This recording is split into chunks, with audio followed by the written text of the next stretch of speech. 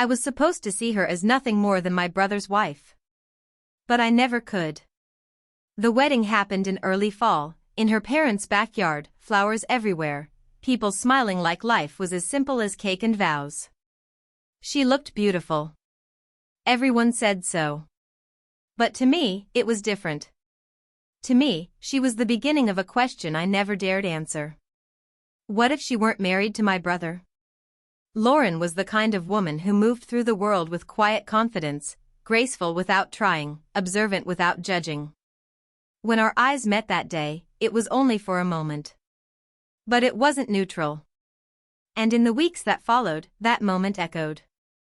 Family dinners turned into emotional minefields, full of glances, pauses, the subtle kind of tension you feel in your bones before your brain catches up. I found myself tuning out of conversations just to hear her laugh. I came over more often, always under some harmless excuse. And her? She never pulled away. But she never stepped closer either. Still, there was something about the way she listened. The way silence seemed to stretch between us like a tightrope. One night, after dinner, my brother went to bed early, half a bottle of beer and a long day behind him. I stayed back to help Lauren clean up. Soft music played in the background. The porch light glowed like honey on her skin. She looked at me and said, "You're never in any of the photos." I blinked. "What?" "It's like you don't want to be seen," she said, holding up her phone. "It's easier that way," I replied. "No one notices what they're not supposed to." She stared at me. Really stared. Then looked away. But I saw it, the understanding. "I see," she whispered. "No kiss. Not yet.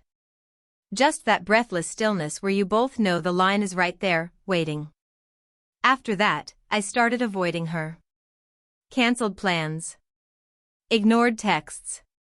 Put space between us like it would save me from myself. Until she showed up at my work. Said she was just in the neighborhood. Asked if I wanted to grab coffee. And I said yes. We made small talk. Forced smiles. Every word teetered on the edge of something deeper. Something neither of us would say first. In the parking lot, just before goodbye, she broke the silence. "Sometimes I think I'm living the life I'm supposed to, but not the one that's actually mine," she said, her voice barely holding together. "Do you ever feel like that?" I didn't answer with words. I kissed her. Just once. Brief. Tense. Loaded with everything we'd been burying. She didn't say goodbye. She just got in her car and drove away. Now we live in this unspoken space. Somewhere between presence and absence. Between what's right and what's true. Every time someone mentions her name, I swallow the ache and hide the smile. Because no one knows. But I do. And so does she.